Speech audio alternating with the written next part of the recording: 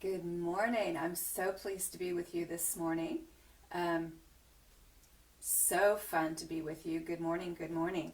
So, I wanted to recap um, a little bit from last week. We talked about ways to speed up, boost, support, a lot of different words there, our metabolism. And our metabolism dictates how much energy we burn and how fast we burn energy. And there were three tips that I gave you last week. One was walking, that walking for 10 minutes burns about 150 calories. And I don't really like to count calories, but this is for the purpose of the illustration. But then when you stop walking, you have a shorter period of what continued burn, what's called. Tip number two, and of course we were looking for start at 5,000, 6,000, 7,000 steps. If you've got some way to count your steps, you go around the block, two more times just to try to increase the amount of steps you get in. And especially if you can walk after a meal. We found that walking after a meal helps balance our blood sugars. So tip number two was strength training, weight training, resistance training. Not cardio, but weight training. And it's because of the thermic process, 10 minutes of weightlifting burned not as many calories as walking, but you got a much longer extended energy burning time. So weightlifting is more effective overall in burning energy. And so the third tip was eating enough protein. And what is enough protein? And why do we eat protein? Well, muscles need protein to burn energy. And it's so interesting as we are now in our silver, gold, and platinum years, muscle loss becomes a real concern. Muscles support our bones. We had a long chat about osteoporosis and our bone health, that more women fall because they've actually snapped a hip, possibly because they've been on some of those osteoporosis drugs. And that a broken hip, a fractured hip, I've heard Dr. Hyman, Dr. Perlmutter, a lot of different doctors talk about how a broken hip is bad as a terminal cancer diagnosis. That women that break their hip have a 50% higher risk of dying within that first year, which really, really is sad. But that was my mother's experience, and maybe you've had someone in your family that's been that experience also. So what is enough protein? Well, I have a new book that I'm reading, Fracture Proof Your Bones, by Dr. John Neustadt. I just heard him on a podcast. And while it is about bone health, interestingly enough, again, he supports the idea that people with both osteoporosis and severe muscle loss have what's called osteosarcopenia. Sarcopenia, we use that term with people who have cancer and their muscle wasting away. To build stronger bones and muscles, the research suggests a minimum protein intake of 1.3 grams per kilogram of body weight, and weight training or resistance training.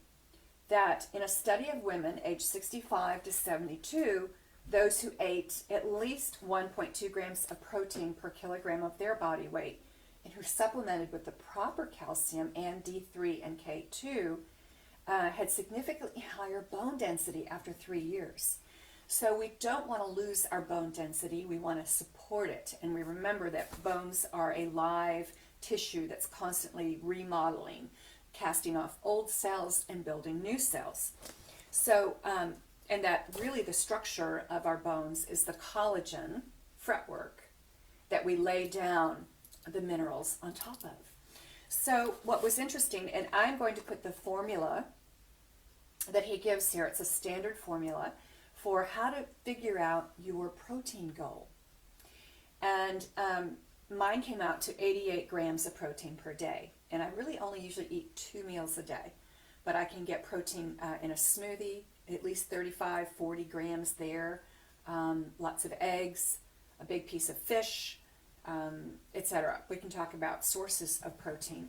And what I really liked about this book was that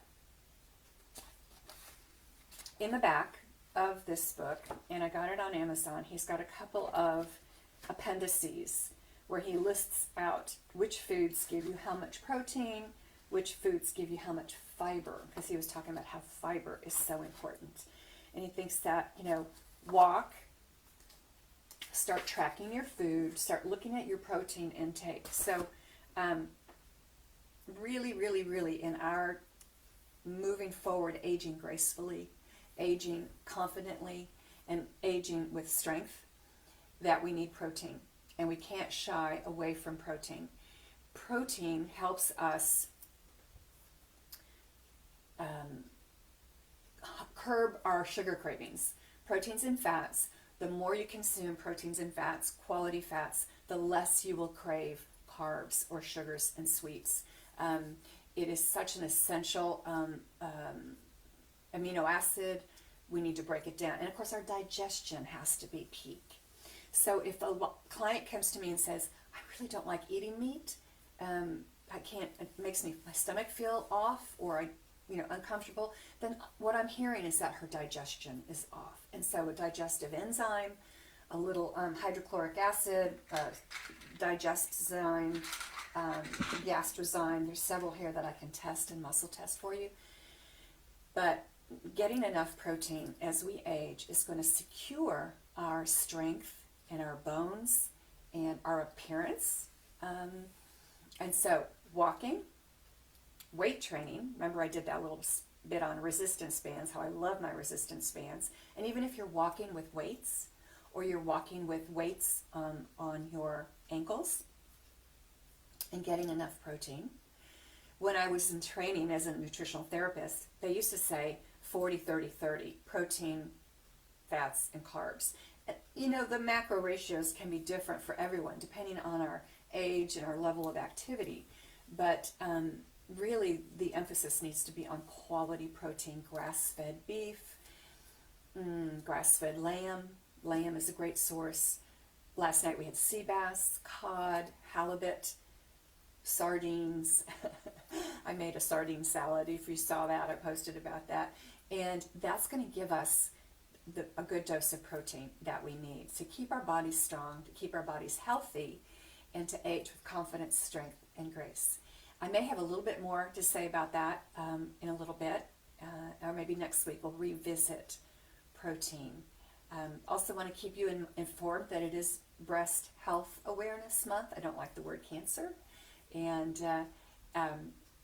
if you haven't gotten your thermogram, I don't like mammograms, but if that's your jam, get your mammogram, get your thermogram, get the toxins out of your house, those cleaning products, the plastic bottles, the scents, the candles, the dryer sheets. Those are all toxins that we store in our fat tissue. And ladies, the fattiest part of our body are our tatas. So we don't want our breasts to store all those toxins. We want to detox, cleanse, take a hot bath, get in the sauna, sweat, and stay tuned, because I do have a Healthy for the Holidays 15-day cleanse coming up so that we can go into the holidays detoxed and cleansed with metabolic balancing and supporting of our gallbladder, liver, and our colon. It would be 15 days of medically science-backed shakes, one meal a day, and a packet of supplements. That's going to be a product from Biotics, and it's been tested long time. That's something we could all do together for 15 days. So it's Healthy for the Holidays. If you are not getting my newsletter, let me know, because that's where you're going to find the sign up. I'll try to get the sign up here also in the group. And we're going to start on November 6th, which is a prep Sunday night. We're going to do a prep call, a Zoom call, that we can get everybody questions answered. Then on Monday the 7th, we're going to start and go through the 21st, which then sets us up for a glorious Thanksgiving. You'll need to order your product at least 5 to 6 days before. So we're looking at October 25th. And stay tuned. Thanks for being with me here this morning. And if you have any comments or questions about protein, look for the formula. I'm going to post the formula here after I end the video. Bye.